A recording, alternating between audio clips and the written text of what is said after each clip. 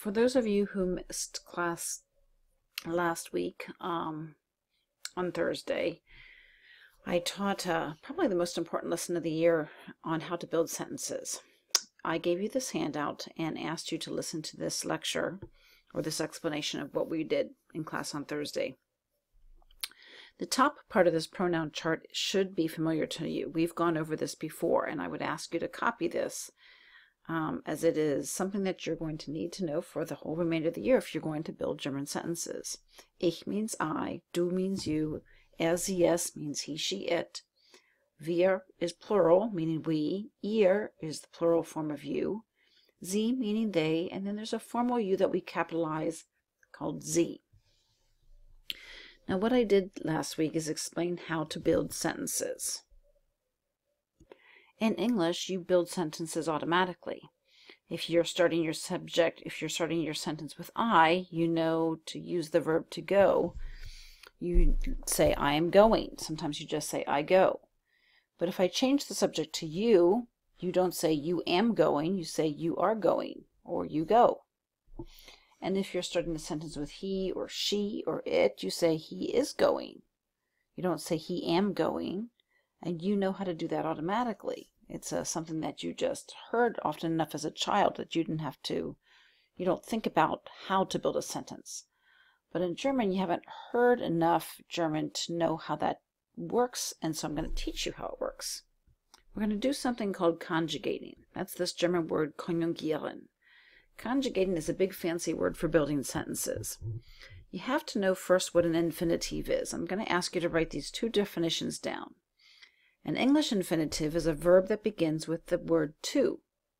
It's a verb that begins with to. I want you to write that down. And here's a couple examples. To run, to jump, to swim, to fly, to sleep, to cry. It's any verb beginning with to. A German infinitive is also a verb, but it ends in en. And let me show you some examples. These are all examples of German infinitives. They all end in en. If you were to tell me what they mean in English, it would be an English infinitive and it would have to start with to. To go, to come, to live, to be called, and to know. The infinitive is the word that I'm going to look up in the dictionary when I wanted to communicate something I don't know what verb to use. The dictionary will give me the infinitive, but you don't often use that to build a sentence. You change it to build sentences. In German, you have to start with something called der Verbstamm. That's this word right here. Der Stamm simply means the stem of the verb or the root of the verb.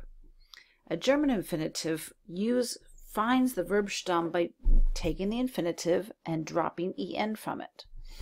So if I go back to my examples, I'll show you how to find the Stamm of these infinitives. Gehen is an infinitive, but the stem or the Stamm of gehen is geh. The Stamm of kommen, take off en, is komm. The Stamm of wohnen is wohn, heißen, heiß, and kennen, kenn.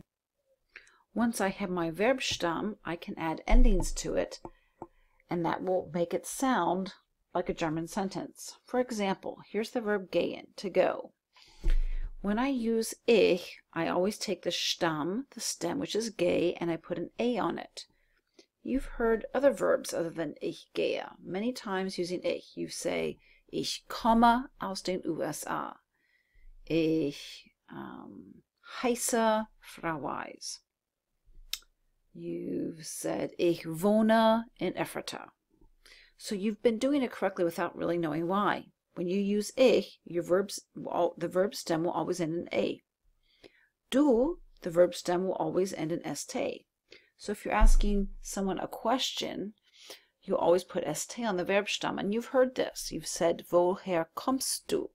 Sprichst du Deutsch? Wo wohnst du? And you've been doing it, but not really understanding why.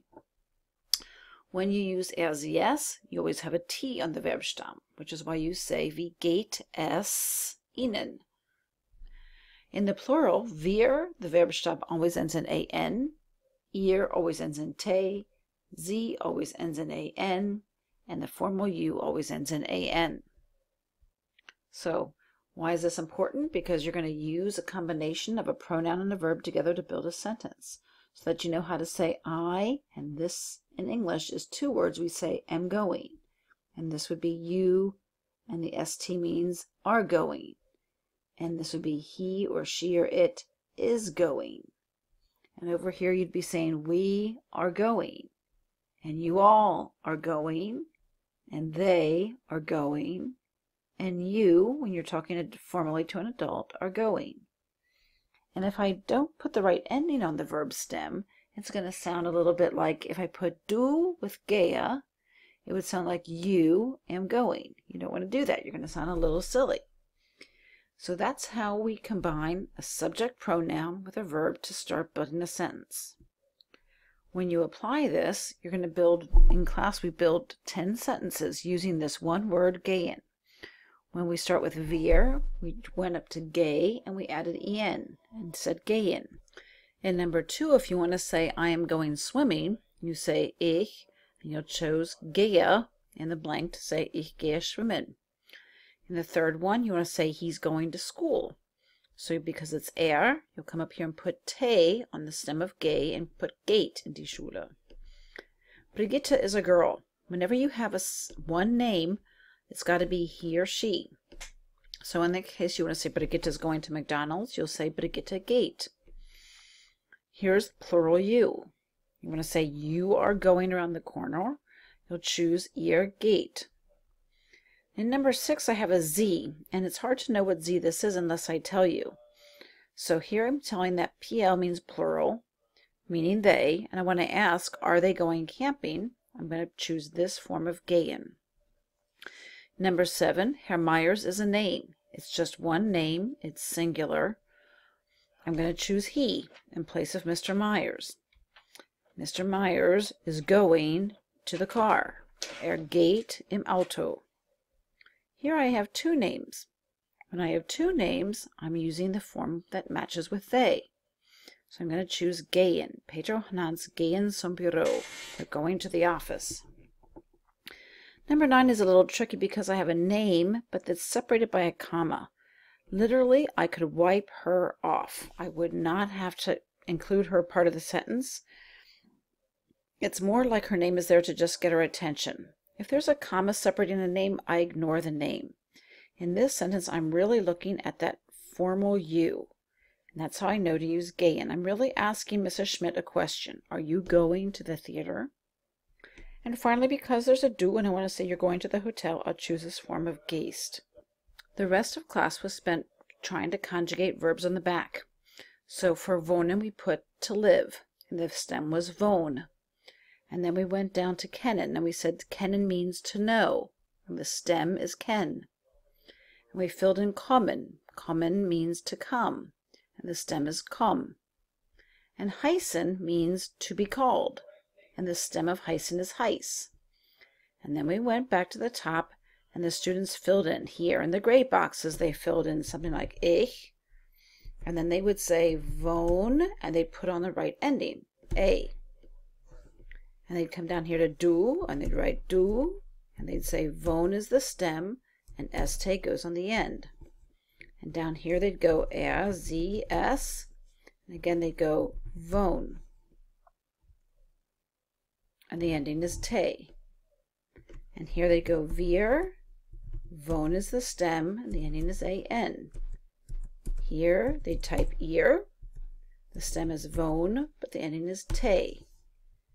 And then finally, they used sie, which means they, and the stem of wohn again is wohn, and the ending is an. And they did that for every single verb. I'd like you to try that, and then when you're done, show me your work and come with any questions you might have. Hope that helps. Bye-bye.